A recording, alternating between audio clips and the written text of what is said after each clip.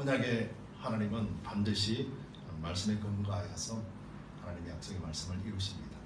그러기에 우리 믿음의 사람들도 하나님의 언약을 중심으로 해서 살아가야 됩니다. 그럴 때 하나님의 언약으로 주시는 축복들을 이 땅에서도 누리게 되는 것이죠. 예수를 믿는데 믿는 기쁨도 없이 산다는 것이 얼마나 억울한 인생인가. 우리가 말씀을 알면 알수록 확연하게 깨닫게 되는 것입니다. 기쁘다 구주 오셨네. 바로 이것이 성탄절을 맞이하는 사람들이 가장 많이 하는 성탄 찬송일 것입니다. 정말로 기쁜 주님이 우리 가운데 계심을 믿는 믿음 속에서 하나님 주시는 풍성한 은혜가 마음껏 누려지기를 예수님 이름으로 축복합니다. 성탄절 가장 많이 부르는 찬송인지는 모르겠으나 그래도 기쁘다 구주 오셨네. 만민아 맞이하라. 누구를요? 우리 구주를. 바로 이게 찬송과 가사입니다. 근데 믿지 않는 사람들도 아마 이 찬송을 다 알 거예요. 기쁘다 구주 오셨네. 그럼 만백성 맞이하라 라고 하는 이 가사를 아마 대부분 다 알 겁니다. 근데 여기서 우리는 기쁘다 구주 오셨네 라고 하며 만백성 맞으라 라는 가사를 보더라도 완전한 성경의 원리를 그대로 설명해 놓고 있습니다. 기쁘다 구주 오셨네. 구주 오심을 기뻐하는 것이잖아요. 기쁜 이유는 구주, 즉 우리를 구원하신 메시아가 이 땅에 오셨음, 탄생했음을 기뻐하는 것이거든요. 그렇기 때문에 이 기쁘다 구주 오셨네 라는 이 가사 한 구절만이라도 우리가 이게 무슨 뜻인가 안다라면은 우리는 진짜 성탄절을 맞이하면서 마음으로 그 기쁨의 감격을 우리는 깨달을 수 있게 될 겁니다. 성탄절을 맞아요. 사람들은 수많이 분주합니다. 여러 가지 행사들이 많죠. 교회에서도 행사들이 많고 또 세상에서도 행사들이 많습니다. 비즈니스 하는 사람들도 행사들이 많고요. 그래서 어쩜 성탄절이라고 하는 것이 사람들에게는 즐거움이 될 날입니다. 근데 진짜 그들이 즐거워하는 것이 구주 때문에 즐거워하는 것인가? 이 부분에 대해서 우리는 한 번 더 생각을 해봐야 된다는 것이죠. 예수님이 이 땅에 오신 것은 사람들로 하여금 기쁨을 주시기 위함입니다. 이것이 성경적이고요. 또 우리가 기쁘다 구주 오셨네 찬송을 부를 때도 노래를 할 때도 그 말뜻에 따라서 예수님이 오셨기 때문입니다. 근데 잘 보면은 정말로 기쁠까라는 질문을 해본다면 정말로 기쁜 것이 하나도 뭔지를 모르고 사는 사람들이 참 많다라는 것을 보게 돼요. 저는 말씀을 알면 알수록 그리고 또 지금 흘러가고 있는 세상의 분위기, 풍조 이런 것들을 보면 말씀에 비춰본다라면요 정확하게 볼 수 있어요. 하나님의 말씀에 근거해서 보면 정말로 이 땅에는 기쁨이 있는가? 정말로 이 땅에는 평화, 샬롬이라는 것이 있는가? 아니면 진정으로 이 땅에서는 정말로 자유한 마음으로 살 수 있는 사람들이 있는가? 그런 생각을 해봅니다. 그런 생각을 해볼 때 그리스도인마저도 이 사실을 모르고 산다는 것을 많이 보게 되는 것이죠. 우리 두드림 교회는 진짜 샬롬이 넘쳐나기를 축복합니다. 우리 모든 성도들은 예수님을 말미암아 기뻐하고 그 샬롬이 나에게 넘쳐났으면 좋겠습니다. 그리고 또 진정으로 나음을 입었다라고 한 그 나음의 의미를 잘 알고 우리가 이제 완전하게 나은 자로서 아프지 않는 자로서 살았으면 좋겠습니다. 이 축복이 여러분들에게 임하길 바랍니다. 저는 미국의 시민권자로서 미국의 시민으로 살고 있지만 그래도 여전히 제 출생이 한국이잖아요. 그렇기 때문에 지금 한국 상황이라든지 한국에 있는 일들에 대해서 관심이 많은 것은 당연하겠죠. 한국을 보면은 참 안타깝습니다. 하나님 사랑하시는 나라요. 또 각각 개인의 능력치를 본다라면 정말로 엄청난 잠재력을 가지고 있는데 왜 이 나라가 이렇게 계속해서 하나님과는 전혀 상관없는 그런 나라가 되어가고 있는가? 정치도 그렇고 문화도 그렇고 언론도 그렇고 모든 사람들이 백성을 위하고 국민들을 위하는 것에는 전혀 관심이 없습니다. 모든 자들이 다 자기 이익만, 자기의 힘과 권력과 또 자기의 유익만을 위해서 사는 모습들, 어쩌면은 다른 세태보다도 더 확연하게 드러나는 것이 지금의 한국의 상황이 아닌가 하는 것을 보게 돼요. 물론 미국도 마찬가지죠. 미국도 보면은 바이든이나 트럼프 대통령 전에도 투표하기 전에 양분하에 갈라져 버렸잖아요. 그래서 국가를 위하고 국민을 위한다는 생각보다도 내가 좋아하고 내가 원하는 사람을 원하는 것. 물론 이 투표의 한계점이겠지만은 진짜 국민을 위하고 나라를 위한 그런 결정보다도 개인의 생각이 우선시 되었던 것이 미국입니다. 한국도 그렇고요. 그런데 지금도 전쟁을 치르고 있는 유럽이나 그리고 또 이스라엘을 보더라도 이것이 과연 무엇을 위해서 하고 있는가에 대해서 그 목적 자체가 나라를 위하고 자기들 위한다라 하지만은 그것을 위해서 사람을 죽이면서까지 얻을 수 있는 것인가, 죽이면서까지 해야 되는가에 대한 깊은 성찰은 전혀 아무도 하지 않는다는 것이죠. 여러분 그렇게 하나하나를 뜯어보면은 정말 이 세상에는 소망이 있을까? 무슨 소망이 있고 무슨 희망이 있을까? 라고 결론을 얻게 되죠. 그리고 이 사람들 진짜 샬롬이라고 하는 이 평화를 지금 이 사람들은 가지고 있을까? 또 심지어 나아가서는 이 사람들은 진짜 마음으로 정말로 기쁘고 그 마음으로서 정말로 자유한 사람처럼 아주 그렇게 삶을 살고 있을까? 아닐 것 같아요. 정치적으로, 경제적으로, 문화적으로 모든 것들이 사람들이 병들어 있는 것 같아요. 말을 하더라도 그렇고요. 행동을 하더라도 그렇고요. 남을 위하고 상대를 위하고 공동체를 위하고 나라를 위하고 국가를 위한 것보다는 모든 것들이 자기한테 포커스를 두고 있는 거죠.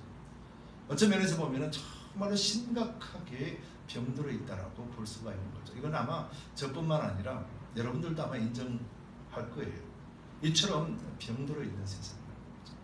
근데 이 사실을 우리가 구약시대에 가보면은요, 똑같은 모습이 일어나고 있거든요. 하나님의 나라, 저 가장 작은 이스라엘, 하나님 안에서 살고 있는 이스라엘이 아주 똑같은 모습으로 그렇게 살았거든요.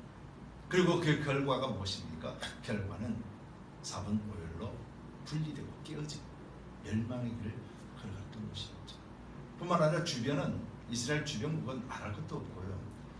이 역사를 보더라도 모두가 전쟁과 그리고 짓밟음, 욕심 이런 걸로 인해서 나라가 바뀌고 권력이 바뀌고 하는 그런 일들이 비일비재하게 일어났던 것이 세계 역사 속에서 일어나고 있는 일들이죠.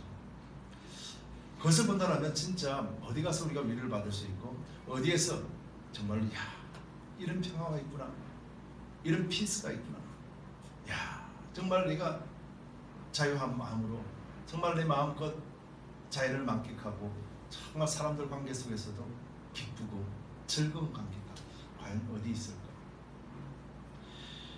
성경은 이런 공동체를 바로 유일하게 교회라고 표현합니다. 교회 공동체.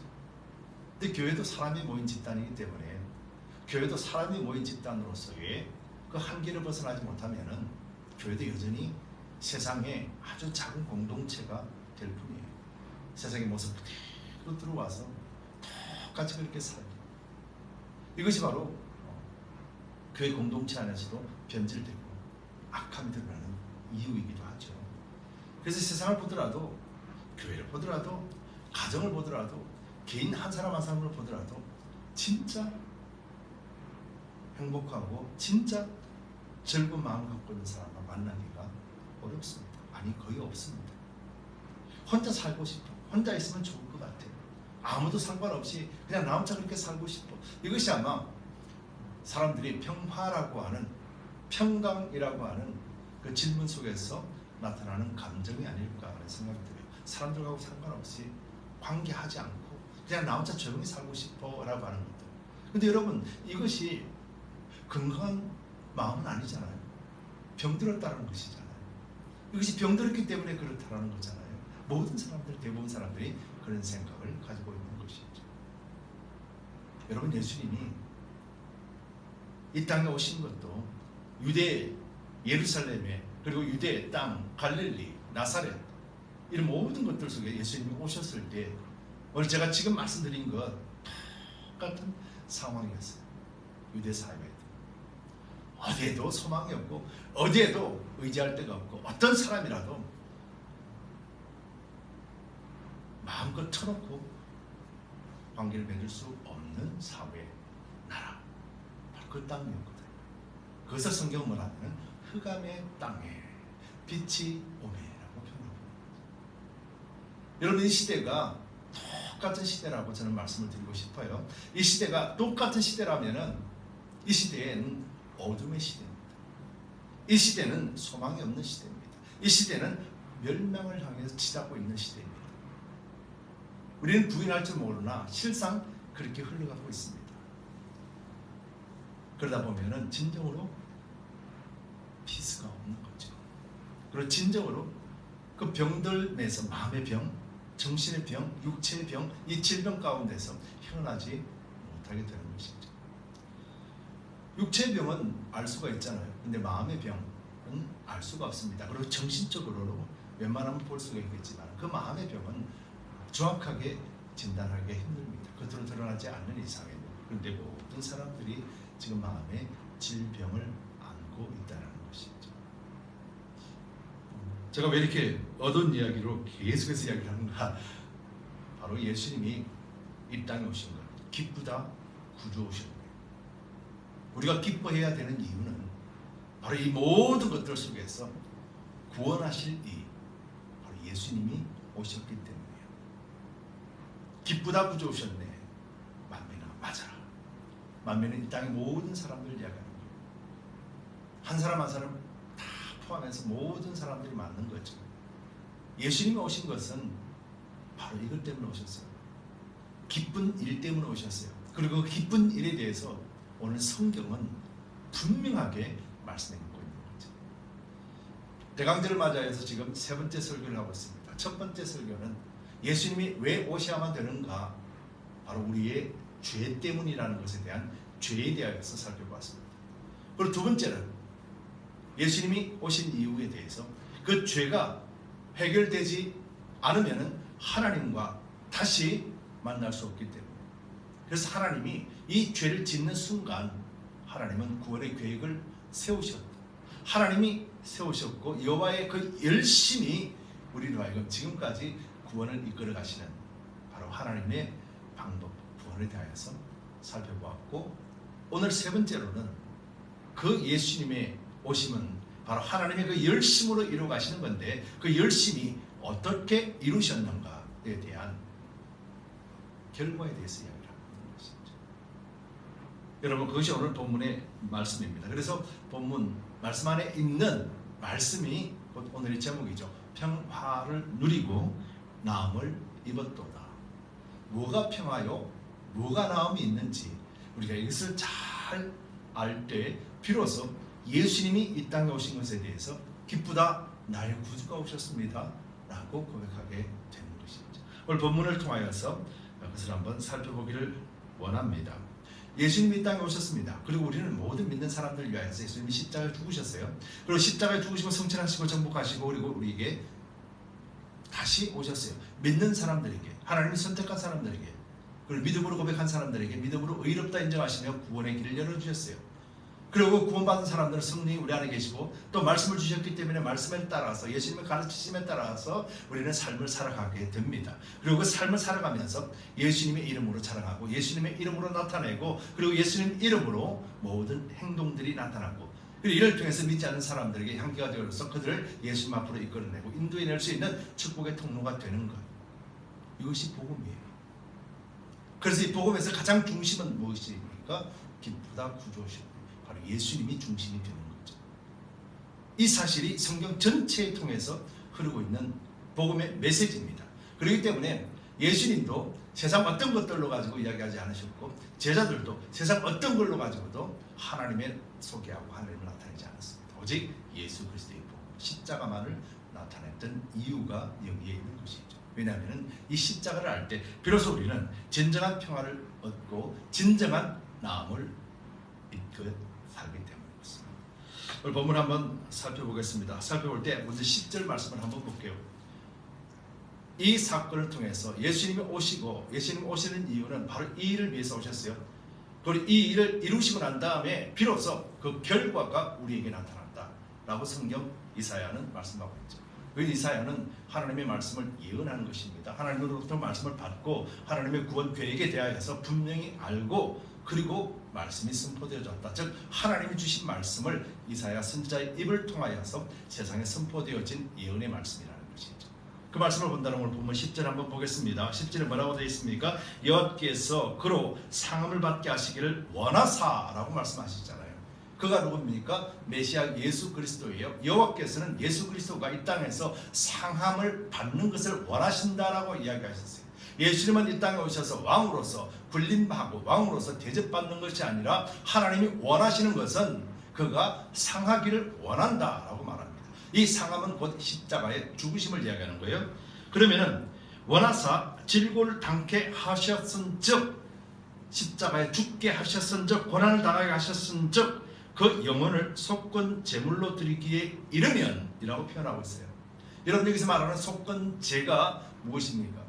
속건제는 구약의 제사제도 민수기를 보면은 속건제는 이 속죄제와 연결되는 것이에요. 속건제는 뭐냐면은 속죄죄는 죄를 위해서, 죄를 사함받기 위해서 드리는 제사예요. 죄 사함을 얻기 위해 드리는 것이 속죄죄예요. 근데 속건제는 뭐냐면은 죄 사함뿐만 아니라 결과에 대한, 잘못된 것에 대한 하나님에 대하여서 배상하는 것, 하나님이 원하시는 것을 드리는 것을 이야기하는 거예요. 죄 사함은 물론이고 하나님이 원하시는 것까지도 하나님 앞에 다시 보상하는 것이 속건제의 의미예요. 즉 이 말은 무슨 말입니까? 예수님이 십자가에 죽으시는 것은 우리의 죄 때문에 죽으셨어요.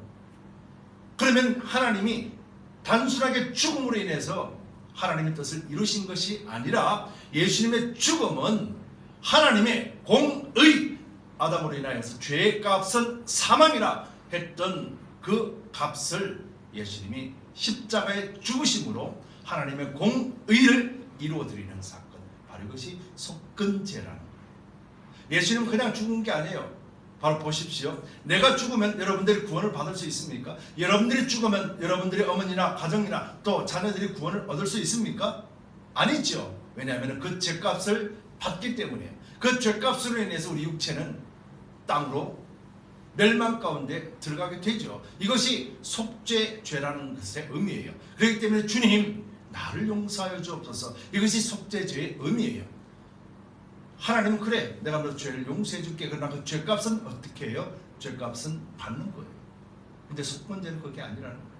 하나님, 나의 죄를 용서해 주옵소서 라고 하고 하나님이 원하시는 것, 하나님이 받으시는 것, 완전한 죄로부터 사함을 받아 모든 사람들이 나의 백성으로 회복이 되는, 즉 하나님의 심판을 온전하게 이루고 하나님의 사랑이 온전하게 이루어지게 하기 위하여서 예수님이 속죄 제물로 죽으신 것이 아니라 속건 제물로 죽으셨다고 말하는 것이에요.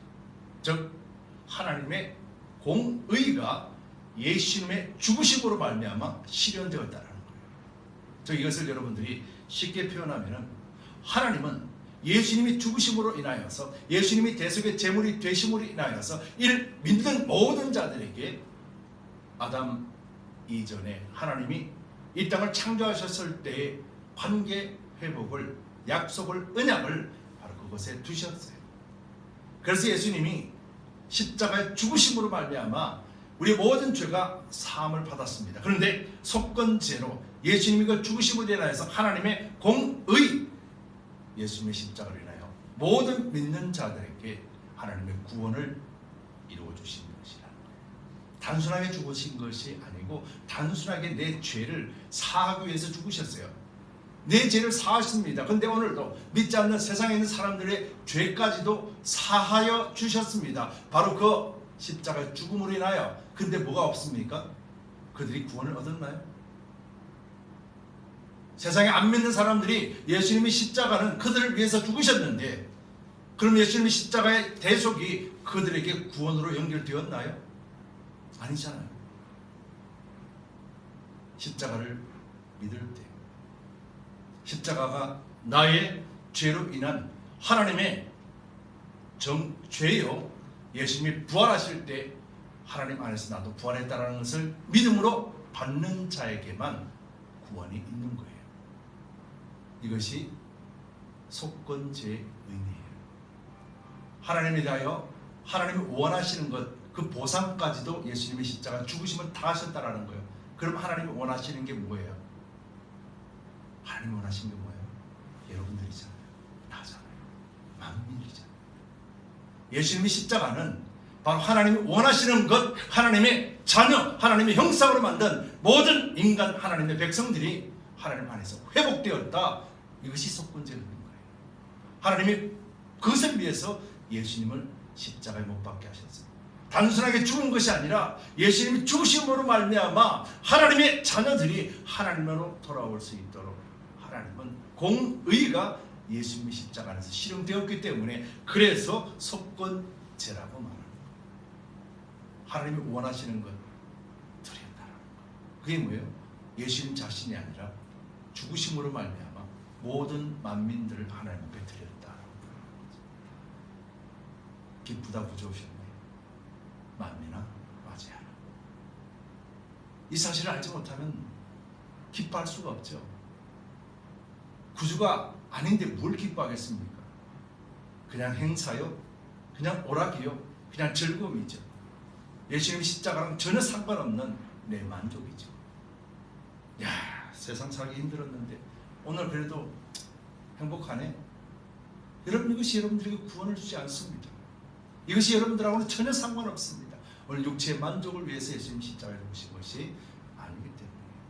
자, 이것이 하나님의 공의를 이루는 속건제의 의미입니다. 그럼 이 의미를 통해서 우리에게 무엇을 주셨는가? 바로 오늘 본문 속에서 나오는 말씀입니다. 이 본문 속에 전체 4절에서 6절까지 6절에서 이렇게 이야기하죠. 우리는 다 양 같아서 그릇 행하여 각기 제 길로 갔거늘 제가 서두에 말씀드린 나라와 교회와 가정과 각 개인들이 하나님 없이 사는 모든 사람들이 누구를 위해서 살아갑니까? 자기 자신의 만족만을 위해서 살아갑니다. 국가의 리더들도 자기 만족, 자기 권력을 위해서 삽니다. 백성들도 안중이 없고 국가도 안중이 없습니다. 세계 질서도 안중이 없고 생명도 안중이 없습니다. 전쟁이 일어나고 사람들 죽이고 그리고 국가 권력 속에서 그리고 사람들 미혹하고 유혹합니다. 언론들도. 그래서 나는 내 편, 나는 저 편. 그래서 서로가 싸웁니다.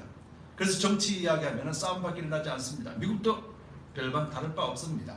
바이든을 지지하든 트럼프를 지지하든 두 사람이 모이면은 거기는 화평이 없습니다. 전쟁 외에는 없습니다. 왜 인간이 이렇게 추한 모습으로 되었을까요? 이것이 국가요, 이것이 나라요, 이것이 가정입니다. 가정 안에서도 바이든 지지자와 트럼프 지지자가 말도 없이 싸웁니다. 한국도 마찬가지고요. 전 세계적으로 똑같습니다. 이스라엘 전쟁과 팔레스타인 전쟁에서 싸웁니다. 이스라엘 편, 팔레스타인 편, 러시아 편, 우크라이나 편. 공의도 없습니다. 왜 전쟁을 하지 말아야 되는지 어느 누구에게도 질타하는 말이 없습니다. 모두 다가 네 편, 내 편입니다. 그래서 내 편이 아닌 자는 다 죽어야 됩니다. 이것이 오늘날 각기 제가 제 길로 갔거늘 여호와께서 우리 무리의 죄악을 그에게 담당시키십니다. 바로 이런 악한 죄악들을 예수님 십자가 안에 담당하셨다. 이것이 속건제입니다. 그래서 예수님 믿으면 어떻게 됩니까? 저와 여러분들이 주드림교회에서 예수님 믿는 저와 여러분들이 어떻게 됐나요? 2024년 한 해 표가 뭡니까? 믿음의 언어로 영혼을 살리는 교회입니다. 우리 입으로 저주하지 않습니다. 우리 입으로 분열시키지 않습니다. 우리 입으로 사람들 판단하고 비판하고 정죄하지 않습니다. 우리 입으로 사랑의 말을 합니다. 채워줍니다. 올려줍니다. 높여줍니다. 그런 결과가 어떻게 됩니까? 분열입니까? 하나입니까? 분열이 아니라 하나가 되는 것입니다. 지금 우리 교회는 바로 그 하나됨을 이뤄나가기 위해서 오늘도 하나님이 여호와의 열심으로 그 일을 지금 일행하고 계신다는 거예요. 이것을 믿을 때 교회는 진정한 교회가 되는 거예요. 하나님이 주관하시는 교회. 그럼 이 교회나 성도나 가정 안에 믿는 자들에게 무엇을 주셨는가? 오늘 본문의 제목대로입니다.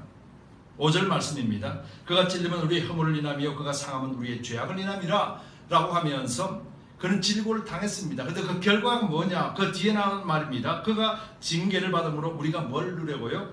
평화를 누리고 라고 표현합니다. 그가 징계를 받음으로 너희가 이제 곧 평안할 거야, 곧 피스가 찾아올 거야 아니라는 거예요. 그가 징계를 받음으로 이제 우리가 평화를 누리고라고 이야기하는 거예요. 그럼 여러분들 지금 평화를 누리고 계십니까? 하나님 주신 샬롬을 지금 누리고 계십니까? 누려야 되는 게 마땅합니다. 예수를 믿는다라면 샬롬을 누리는 게 마땅하지 않습니까?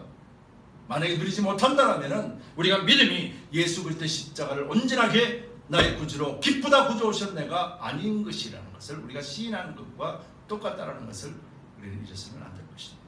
두 번째로는 그가 채찍에 맞음으로 우리가 나음을 입었도다.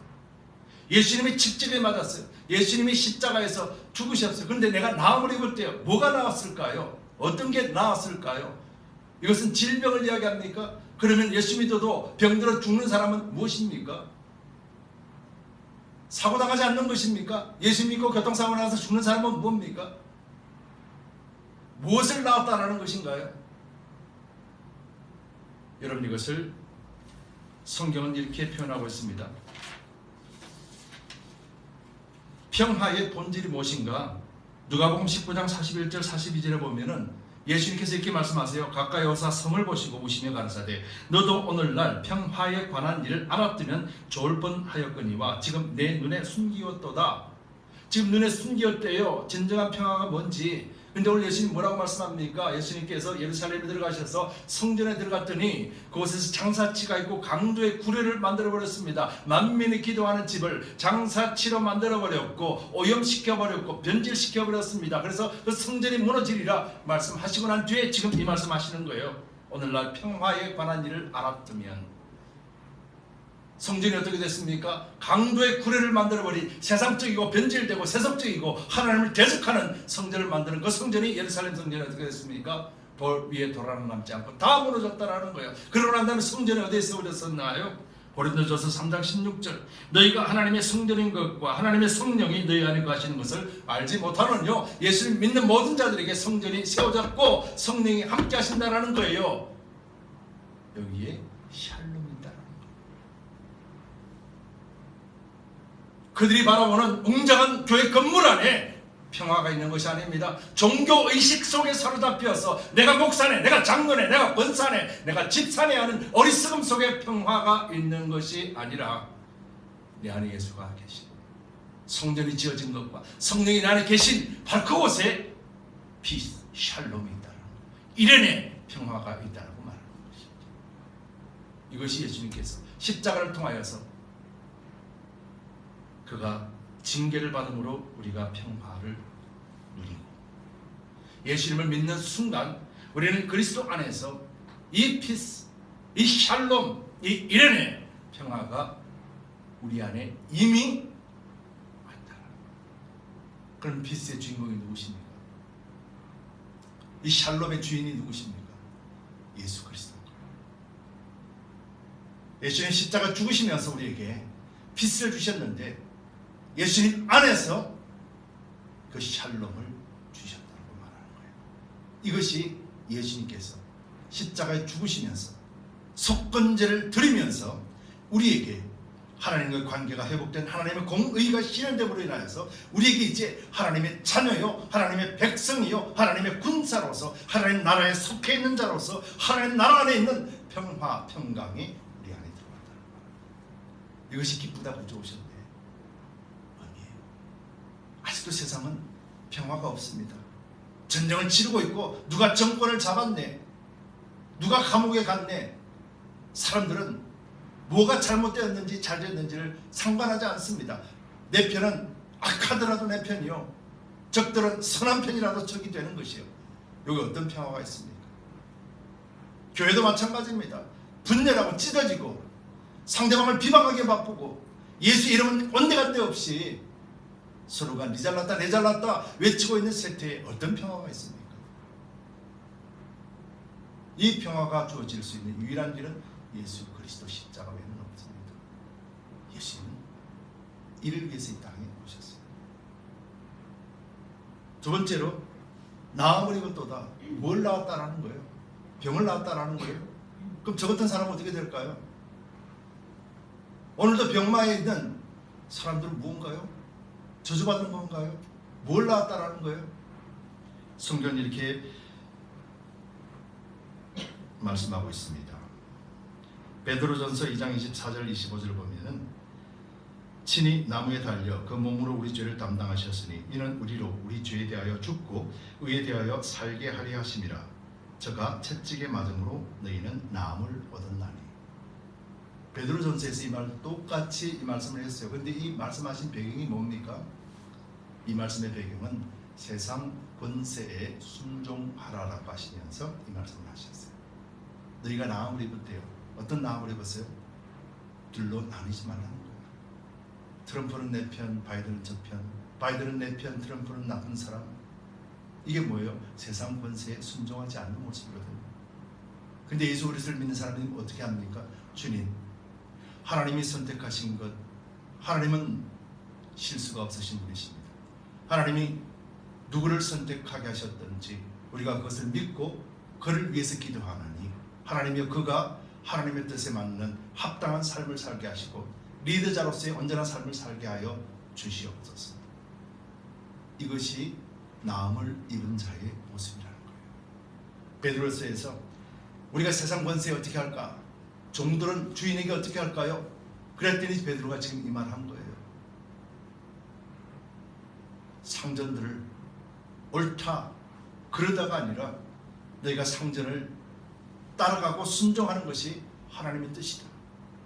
그러면서 예수께서도 온전하게 채찍에 맞음으로 너희가 나음을 얻었나니 라고 표현하면서 상전에 굴복하고 순종하는 것을 나음이라고 표현한 것이에요.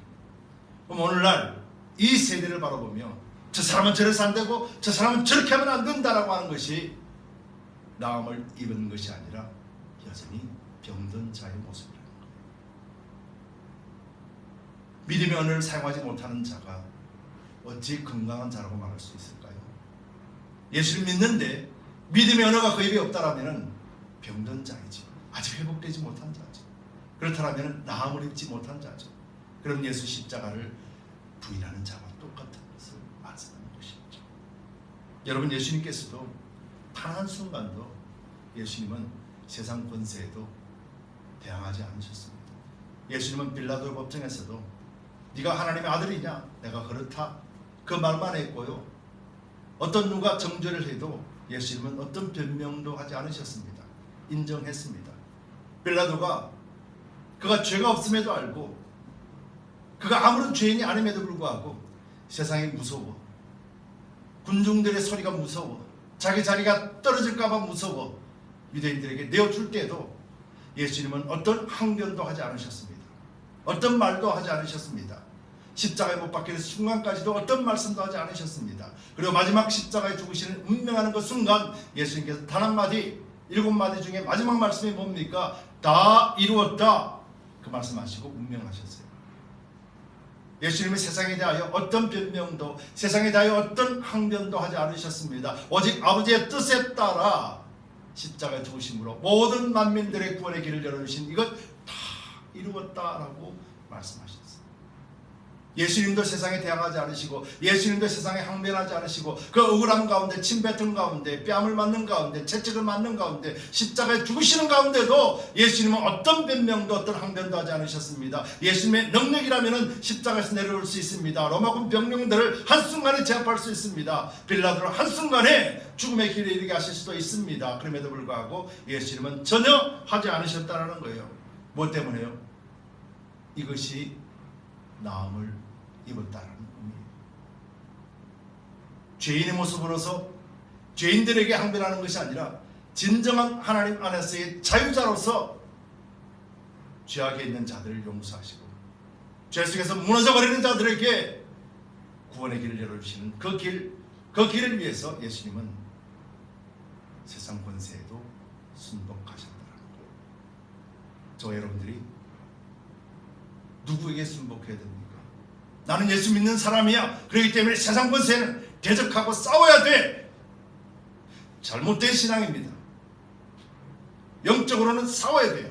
그러나 세상 법에도 순종할 줄 아는 자가 되는 것이 나음을 입은 자, 구원의 대열에 참여한 자, 하나님 나라에 속한 자, 하나님의 백성으로서 그리스도의 복음을 가지고 있는 자, 바로 교회요, 가정이요, 성도들의 온전한 모습인 것입니다. 예수님은 바로 이것을 회복하시기 위해서 오셨습니다. 예수님 시대 때 권력과 권세가 과부와 고아들을 짓밟고 가난한 자를 짓밟아 버렸습니다. 서로 원망하기 바빴습니다. 저런만 없으면 되는데, 저런만 없으면 되는데, 그런 원망 속에 어둠 가운데 예수님이 오셨습니다. 그리고 예수님께서는 하늘의 비밀들을 말씀해 주셨어요. 그리고 십자가의 죽으심으로 말미암아 그들에게 진정 없었던 바로 평화에 관하여 그리고 나음에 관하여 예수님은 이루어 주셨어요. 5분 4분 5분 깨어지고 서로가 원망, 서로가 원수처럼 살아가는 그곳에, 진정한 샬롬이 없는 그곳에 예수님은 샬롬을 주셨고 그들에게 진정한 자유자로서 나눠주고 구워줄 수 있고 사람들을 용서해줄 수 있고 이해해줄 수 있고 품어줄 수 있는, 섬길 수 있는, 세상의 악법까지도 순종하며 예수님의 말씀, 하나님의 말씀, 그리스도의 복음을 전하기 위하여서 철저하게 순종하셨던 온전한 나음, 하나님 백성 안에서의 나음을 이루어주시는 것입니다. 이것이 성경에서 우리에게 말씀합니다. 저와 여러분들에게도 예수 그리스도를 믿는다라면 이제 우리는 그리스도 안에서 피스를, 샬롬을, 이레네를 누리는 것이 마땅합니다. 그리고 이 평강을 누린다라면 이제 우리는 나음을 입은 자로서 정신적으로 육체적으로 그래 병들어 있는 자들에게, 건강한 저와 여러분들이 그들에게 그리스도의 복음을 전해야 되는 것입니다. 바로 이것이 예수님 십자가를 통해서 또 믿는 모든 자들 통해서 구원하시기 위하여 예수님이 이 땅에 오셨습니다. 여러분, 서두에 말씀드린 대로 대림절 예수님 오신 것은 세상에서는 끝나는 시점이지만 하나님 나라의 시계는 출발하는 시점입니다. 크리스마스 성탄절이라 12월 25일 12월 달 마지막 달이죠.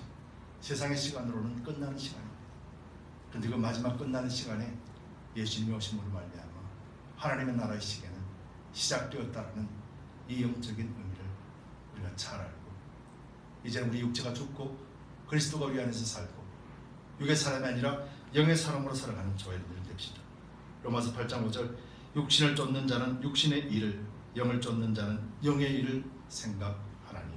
저와 여러분들이 이제는 육신이 아니라 영을 쫓는 자로서 주님 안에서 피스, 샬롬을 갖고 있는 자로서, 이레네의 하나님을 안고 있는 자로서 진정으로 누림의 삶을 살고, 그리고 진정한 참된 자유자로서, 그래서 온전하게 회복된 나음을 입은 존재로서 살아가며 믿지 않는 자, 병든 자들에게 참된 그리스도의 사랑을 전하고, 피스가 없이 서로 원망하고 죽이는 악한 세태 속에서 진정한 평강이 예수 그리스도라는 사실을 전하고 살아갑시다.